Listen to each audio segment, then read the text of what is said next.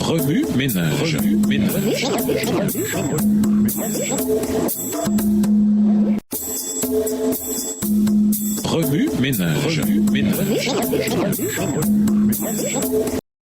Bienvenue dans votre émission Remue ménage. Nous voyons de lundi interprété éternel et inextinguible, c'est-à-dire qui ne peut s'éteindre. Si Dieu ne tourmente pas les gens en enfer pour toujours et à jamais, qu'en est-il des versets qui parlent d'un feu éternel? Matthieu 25, verset 41 dit par exemple: Ensuite, le roi dira à ceux qui seront à sa gauche: Allez-vous-en loin de moi, maudits, allez dans le feu éternel qui a été préparé pour le diable et ses anges. Tout d'abord, il est important de noter que ce feu est préparé pour le diable et ses anges, ce qui n'inclut pas nécessairement chacun d'entre nous. Dieu a tout prévu pour sauver les hommes du châtiment du diable. Ce feu est éternel parce que ses effets sont irréversibles. Rien ne peut annuler la destruction causée par ce feu. Le livre de Jude donne un exemple de feu éternel où l'auteur décrit l'anéantissement des villes méchantes de Sodome et Gomorrhe. Le verset 7 dit qu'elles sont données en exemple soumises à la peine de feu éternel. Ces villes qui ont été détruites par un feu éternel ont été réduites en cendres et n'ont jamais été reconstruites. Les résultats de ces incendies sont éternels et ne seront jamais inversés. Cela ne signifie pas pour autant que les villes de Sodome et Gomorrhe brûlent encore aujourd'hui et que leurs habitants souffrent encore. Le feu éternel fait référence à la destinée éternelle et non à un châtiment éternel. Les villes de Sodome et Gomorrhe ont été complètement détruites, voir Genèse 19, le verset 29. Tous leurs habitants ont péri et ont été réduits en cendres. Les anciennes villes de Sodome et Gomorrhe fournissent un modèle biblique de ce qui arrivera aux méchants lorsqu'ils seront détruits par le feu éternel. Le châtiment est éternel, Matthieu 25, verset 46, mais la punition est temporaire. Les méchants périssent dans les flammes et sont réduits en cendres pour toujours. Le feu destructeur rend leur destin éternel. De plus, c'est le feu qui continue éternellement, pas les méchants. Les méchants disparaissent pour ne plus jamais revenir. Psaume 37, le verset 20. D'ici peu, le méchant aura disparu. Tu auras beau chercher, tu n'en trouveras plus trace. Psaume 37, le verset 10. Le feu éternel les consume. Certaines personnes comprennent mal ce que la Bible enseigne au sujet du feu inextinguible. Voyons Matthieu 3, verset 12. Malheureusement, certaines personnes utilisent le terme feu inextinguible pour affirmer que les personnes qui se trouvent dans le feu ne brûlent jamais. Cependant, la Bible utilise cette expression pour enseigner que personne ne peut éteindre le feu. Par exemple, le prophète Jérémie a décrit la ville de Jérusalem brûlée par un feu inextinguible. J'allumerai un feu dans la ville. Il consumera ses belles maisons et ne s'éteindra pas. Cela ne signifie pas que Jérusalem brûle encore aujourd'hui. Cela signifie que personne ne pouvait arrêter le feu. Remue ménage pour votre journal. Quelles autres questions avez-vous rencontrées au sujet de la doctrine de l'enfer? Quelles réponses pouvez-vous apporter? Qu'est-ce qui vous motive le plus? L'amour de Dieu ou la crainte de l'enfer? Pourquoi? Mémorisez Malachie 4 et versets 1 à 3. Écrivez-le plusieurs fois pour vous aider à le mémoriser. Au revoir. Et à demain si Dieu veut.